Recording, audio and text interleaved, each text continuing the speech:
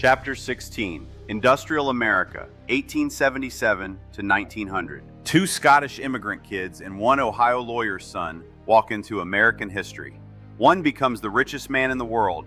The other becomes the guy who writes the law everyone quotes today whenever a company gets too big, and then immediately weakens it so it doesn't actually apply to his friends. That's not a joke. That's just Tuesday in Gilded Age, Washington. Andrew Carnegie and John Sherman never really competed with each other. They cooperated. Carnegie built the empire. Sherman built the government that let him build it, and then, when the public got angry enough, wrote a toothless law to make it look handled. That partnership, business built the machine, government built the track, is the whole chapter. 6 parts today. Buckle up. Part 1. America industrializes. Between 1870 and 1900, the United States didn't just industrialize, it became the industrial power on Earth. In 1870, American factories produced about 23% of the world's manufactured goods. By 1913, that number hit nearly 36%, more than Germany, Britain, and France combined. The U.S. gross domestic product quadrupled between 1860 and 1890. This is the fastest economic transformation any country had pulled off up to that point in human history.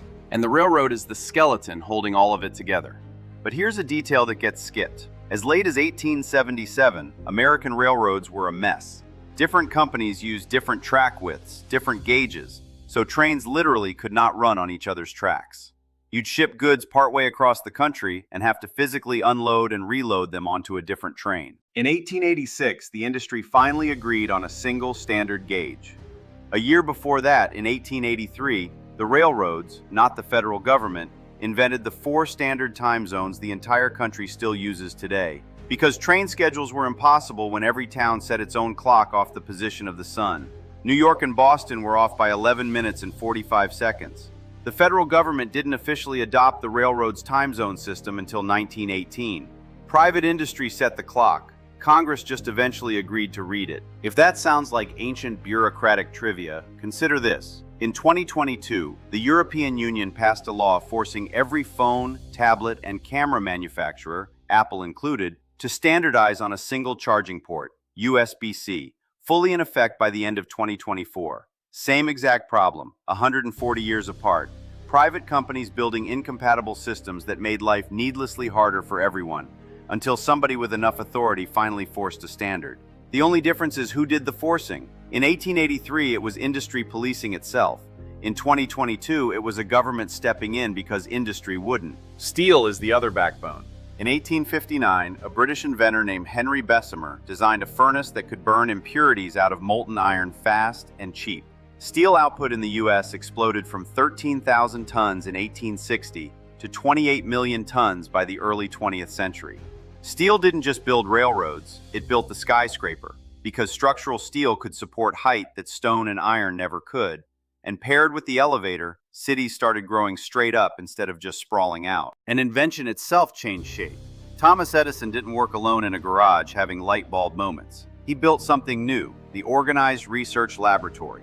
Menlo Park, New Jersey, 1876, a 2-story invention factory staffed by a whole team of engineers and craftsmen systematically grinding out patents. By 1887, he'd opened a second lab 10 times the size. This is the prototype for every corporate R&D department that would follow for the next century. Edison also did something less admirable that his admirers tend to skip.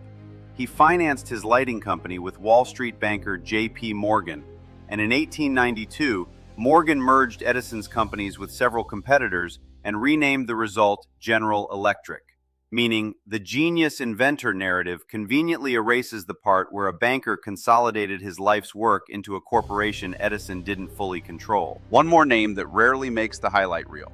Elijah McCoy, an engineer and the son of formerly enslaved parents, was denied engineering jobs because of his race and forced into menial railroad work, shoveling coal, manually lubricating train parts every few miles to keep them from overheating.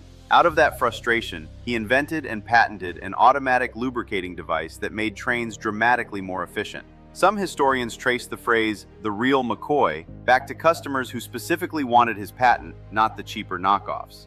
Innovation in this era didn't run on a level playing field, even when the innovation itself was undeniable. Part 2. Building a New South. The South wanted in on this boom.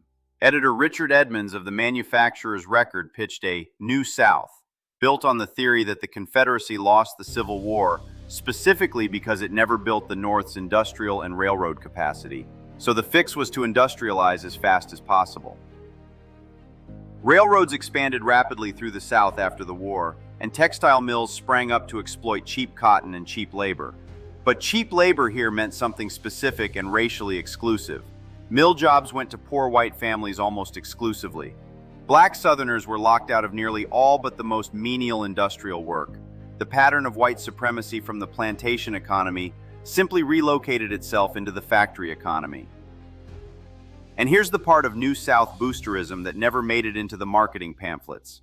Southern states developed something called the convict lease system. Mostly black men, frequently imprisoned for minor or fabricated offenses, were leased out by the state to private companies, railroads, mines, plantations, to work off their sentence or their fine. It brought states extra revenue and companies free labor.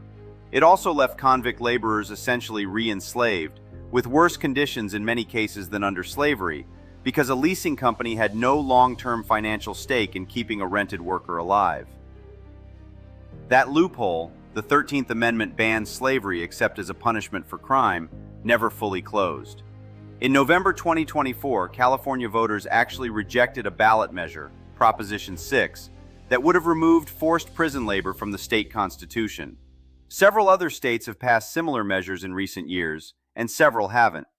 140 years after the convict lease system, American voters are still actively deciding, state by state, whether the accept as punishment for crime clause should keep functioning as a loophole or get closed for good.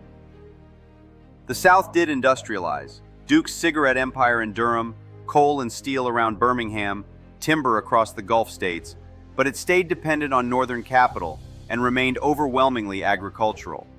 Low wages attracted investment, but low wages also meant Southern workers, white and black, couldn't afford the very manufactured goods the new factories were producing. Meanwhile, up north, industrialists were racing to eliminate competition entirely, using two different playbooks. Andrew Carnegie mastered vertical integration. He controlled every single stage of steel production, from the iron mines to the ore ships to the furnaces to the finished rail, cutting out middlemen at every step. His stated philosophy was blunt: watch the costs, and the profits will take care of themselves. John D. Rockefeller mastered the opposite approach: horizontal integration, buying up or crushing every competitor that sold the same product he did, until Standard Oil controlled roughly 80% of American oil refining. Rockefeller was disarmingly honest about what he was doing to the free market he claimed to believe in. He put it this way: the day of individual competition in large affairs is past and gone.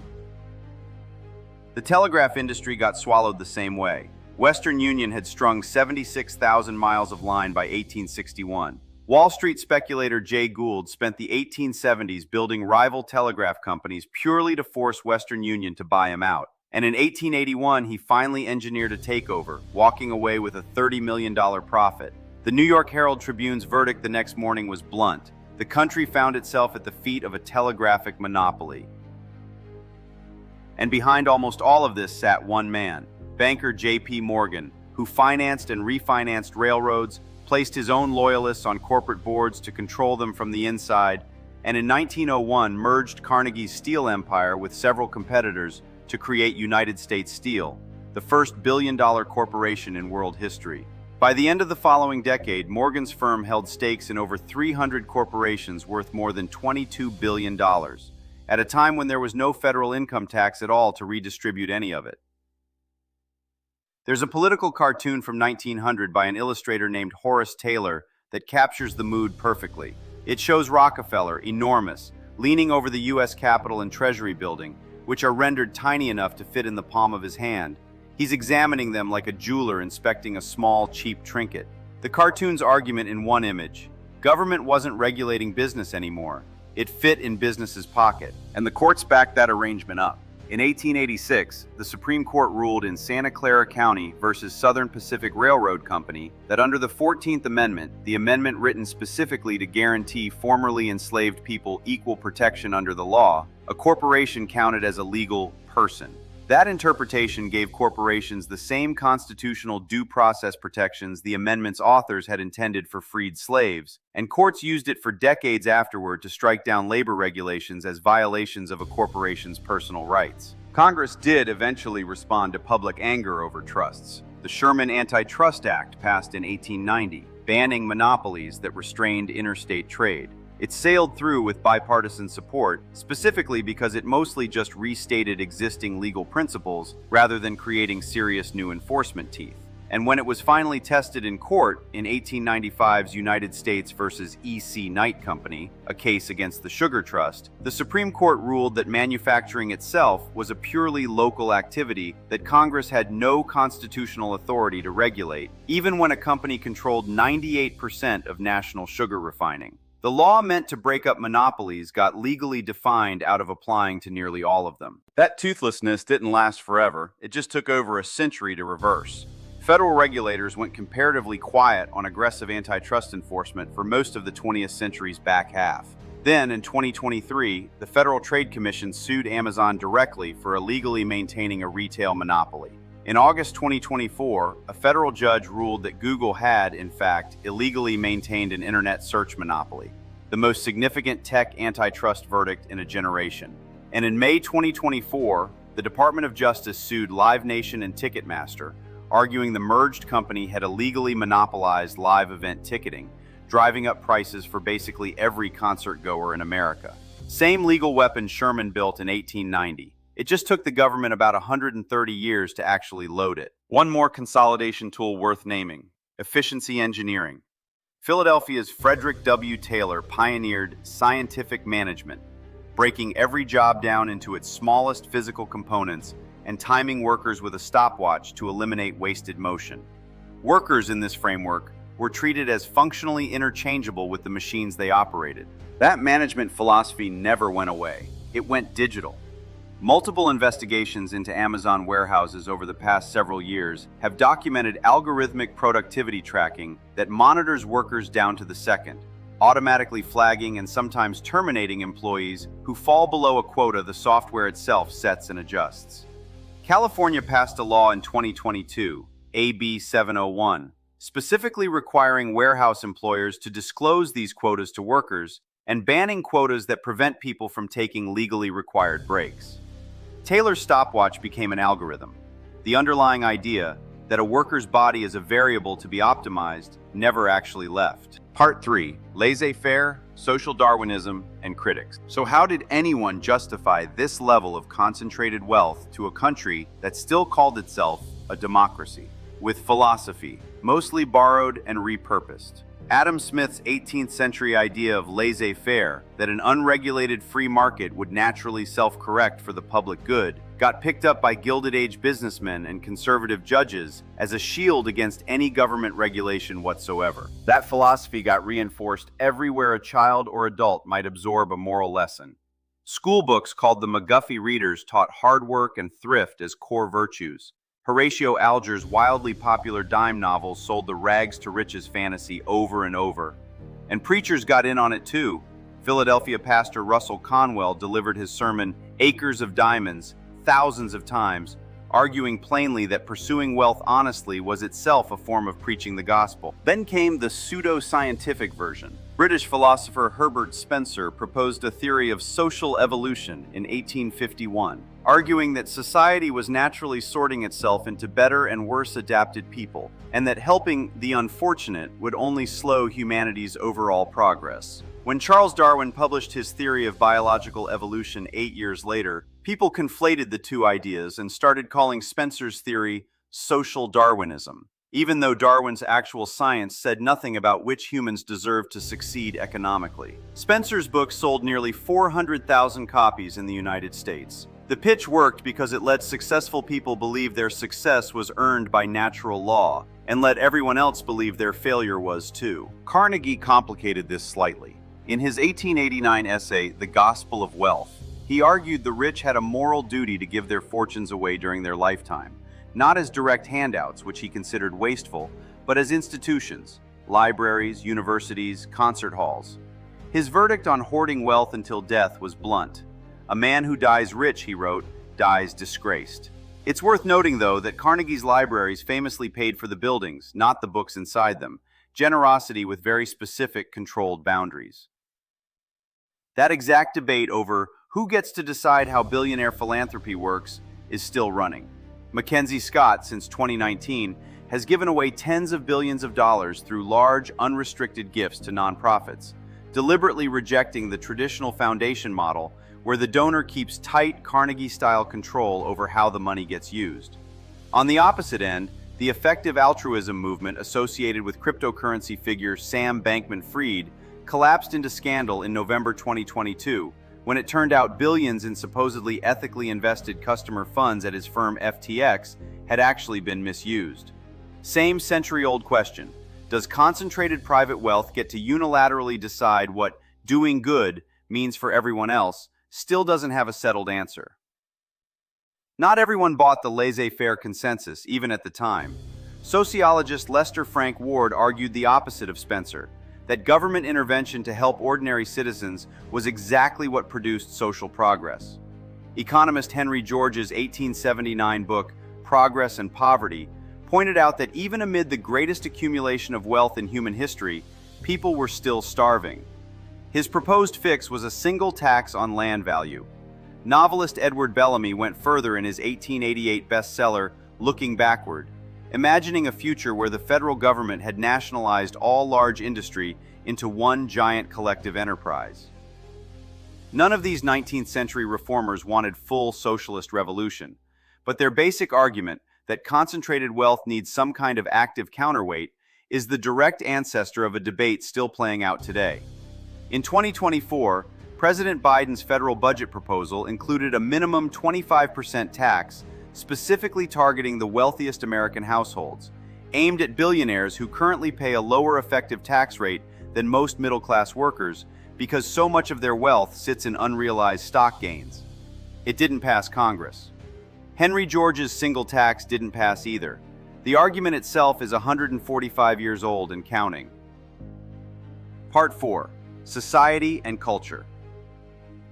Mark Twain and his co-author Charles Dudley Warner coined the term Gilded Age specifically as an insult. Gilding is a thin layer of gold over cheap material. Their point? This era's glittering wealth was decoration over rot, not solid gold all the way through. And the decoration was extraordinary. Cornelius Vanderbilt's Newport summer cottage, the Breakers, had 70 rooms across 5 floors. The Vanderbilts also built a second summer home, the Biltmore, in the mountains of Asheville, North Carolina, 250 rooms, 40 master bedrooms, and indoor swimming pool. This was recreational spending on a scale the country had genuinely never seen. But there's a quieter, more interesting story sitting right next to the mansions. In 1900, a popular women's magazine called The Delineator put a proper, decorously dressed woman golfing sedately on its cover, the officially sanctioned image of Gilded Age femininity. Compare that to a photograph from 1891. Alice Austin, an amateur photographer, and her close friend Trude Eccleston posed together in Eccleston's bedroom in matching underclothes, mid-embrace, clearly playing for the camera rather than performing propriety. Austin spent decades documenting an intimate, largely private world of romantic friendships between women that never made it anywhere near a magazine cover. The public script and the private reality of Gilded Age womanhood were two entirely different documents. That tension between private queer life and public legal recognition didn't resolve quickly. It took until December 2022 for Congress to pass the Respect for Marriage Act, federally codifying protection for same-sex marriages, specifically because the Supreme Court's 2022 Dobbs decision on an unrelated issue had raised fears that other precedents, including marriage equality, might eventually be reconsidered. 130 years after Alice Austin's bedroom photographs, federal law finally caught up. Middle-class women's leisure expanded fast in this period, especially for the unmarried, college-educated, or professionally employed. Bicycling, tennis, and croquet all became genuinely popular women's pastimes. Women's colleges even required sports participation. An 1895 Nebraska newspaper captured the cultural anxiety directly, describing the bicycle as replacing old-fashioned, slow-going notions of femininity with something entirely new, a woman, mounted on her own steed of steel. Men, meanwhile, were having a very different reaction to the same economic shift. Historians actually use the phrase crisis of masculinity to describe this period, because white-collar office work stripped away the physical independence men had felt running their own farms or shops. Psychologist G. Stanley Hall warned that modern men risked becoming spiritually weakened unless they deliberately built up their bodies. The cultural response was an explosion of organized male physicality. Baseball became the national pastime, with the Professional National League forming in 1876. Bare-knuckle boxing matches drew massive crowds specifically because they were brutal and unregulated.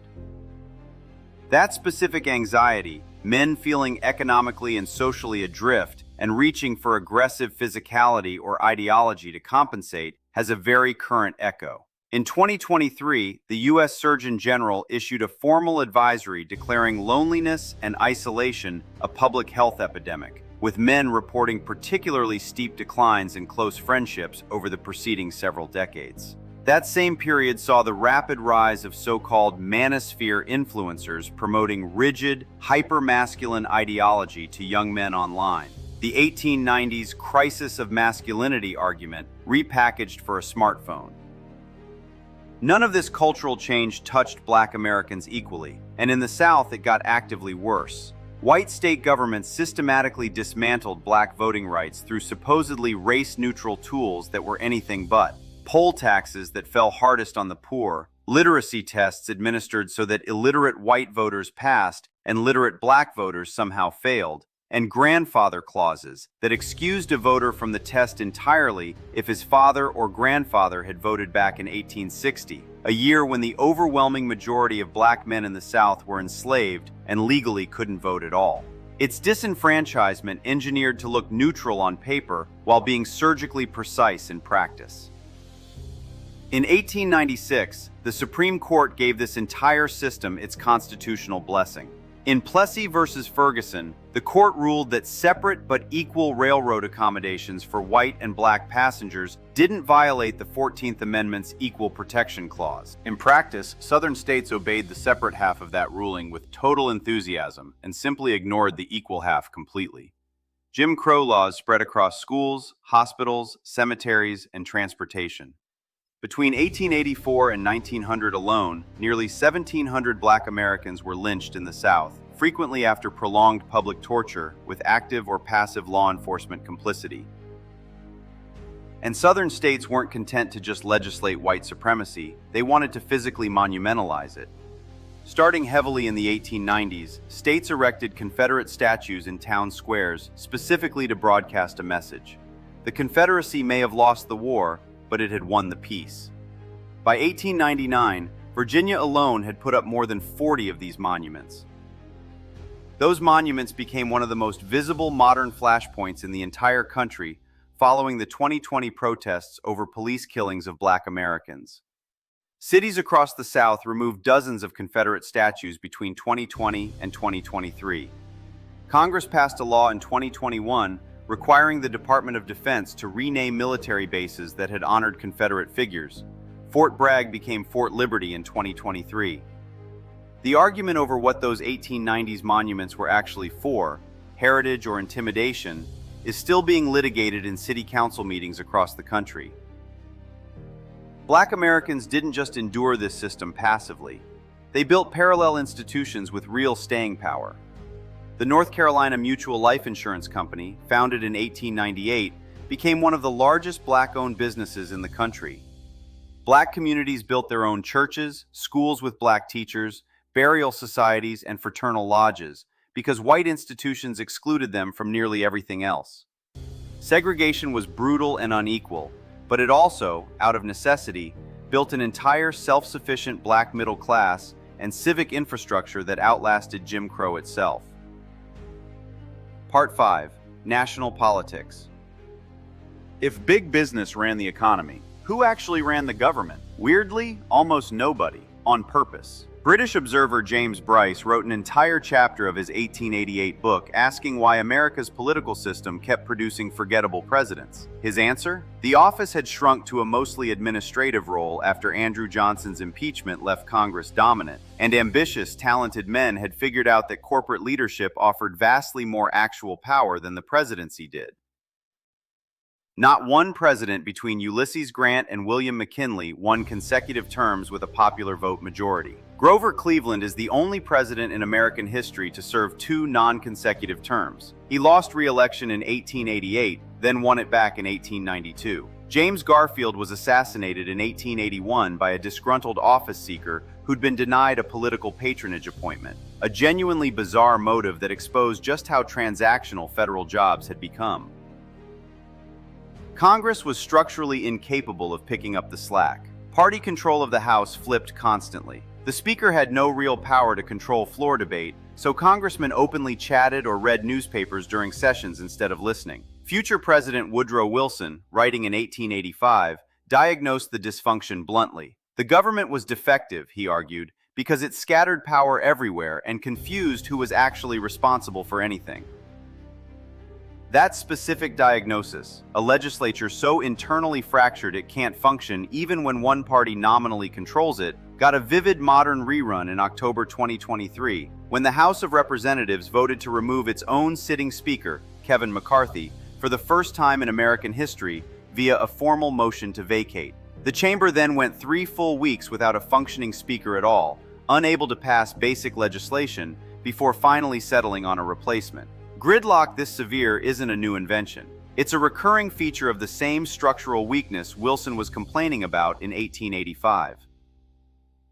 Political jobs in this era ran almost entirely on the spoils system, patronage appointments handed out for party loyalty, with essentially zero modern ethical guardrails against corporations directly bankrolling the politicians who regulated them. Most congressmen accepted free railroad passes and then voted the railroad's way. The 1890 Congress even earned itself a permanent nickname, the Billion-Dollar Congress, for the sheer scale of its spending on projects designed to enrich individual members' districts and, not incidentally, themselves. That same Congress passed both the Sherman Antitrust Act and the highest protective tariff in American history within months of each other. The dollar amounts have obviously changed, but the basic arrangement, political access flowing toward whoever funds it most generously, never really left. The 2024 U.S. election cycle set an all-time spending record, with total federal election spending estimated above $15 billion, a substantial share of it funneled through super PACs that can accept unlimited contributions as long as they don't formally coordinate with a candidate's own campaign. Gilded Age corruption ran on free railroad passes. Modern political influence runs on a legally sanctioned river of unlimited outside spending. Different mechanism, remarkably similar function. Historians themselves have never fully agreed on how to judge any of this. Writing during the Great Depression in 1934, historian Matthew Josephson coined the phrase robber barons and described the industrial titans of this era as ruthless operators presiding over an anarchic scramble for money. 64 years later, in 1998, biographer Ron Chernow pushed back, arguing that some of the era's most damning anecdotes dissolved under closer scrutiny into more ordinary business transactions exaggerated into legend. Same set of facts. Two historians, writing 64 years and one Great Depression apart, reaching almost opposite verdicts. Part 6. Conclusion. Industrial America and the Unresolved Debate. So where does that leave the era? By 1900, American businessmen had built something the world had never seen, an economy that quadrupled in size in 30 years, running on railroads, steel, and organized invention. They'd also built something else, a level of wealth concentration so extreme that roughly 2,000 businesses, a sliver of the total number in the country, controlled 40% of the entire national economy. And notice the pattern one more time, because it's the same one from every chapter this series keeps returning to.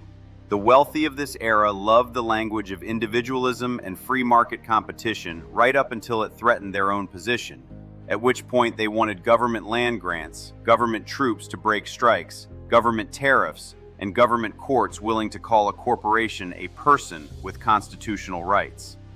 Free markets for everyone else, managed outcomes for themselves. That's the real value of the laissez-faire debate at the center of this chapter. Sumner argued the poor deserve their fate as surely as the rich deserve theirs. Carnegie tried to soften that into a duty of stewardship without ever giving up control. Bellamy imagined burning the whole system down and rebuilding it as a single national collective. Lloyd warned that unchecked monopoly power was its own form of tyranny, dressed up as progress. None of them fully won that argument in 1900. None of us have fully finished it either. Which is really the point of ending here on a live wire instead of a tidy bow. Every time a contemporary tech founder gets described in the same breath as both a visionary genius and a monopolist crushing smaller competitors, and that argument happens constantly right now, that's not a new argument. That's the robber baron or captain of industry question, running the exact same debate it ran in 1900, just with rockets and server farms standing in for railroads and steel mills.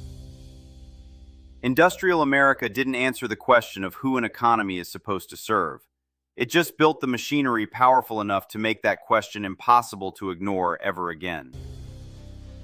Get your Chapter 16 source response done in Canvas. See you next time.